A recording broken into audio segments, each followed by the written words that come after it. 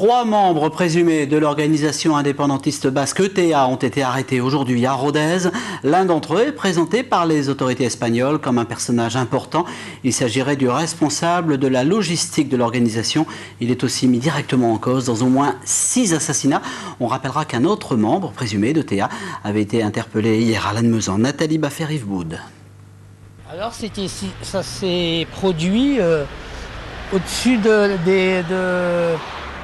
du mot campus, l'appartement situé au-dessus de la porte d'entrée, au premier étage. C'est dans cette résidence étudiante, au 5 avenue de Bordeaux, à Rodez, que les 3 membres présumés de l'ETA avaient élu domicile. L'intervention de la police a eu lieu aux alentours de 13 h. Les voisins sont sous le choc. C'est surprenant parce qu'on ne pense pas ça dans nos régions. Voilà, c'est impressionnant quoi, de voir ça à côté de chez nous. J'avais jamais vu ceux qui habitaient au premier. Jamais j'aurais cru qu'il pouvait se passer quelque chose comme ça, quoi. Un coup de filet qualifié de très important par le ministre espagnol de l'Intérieur.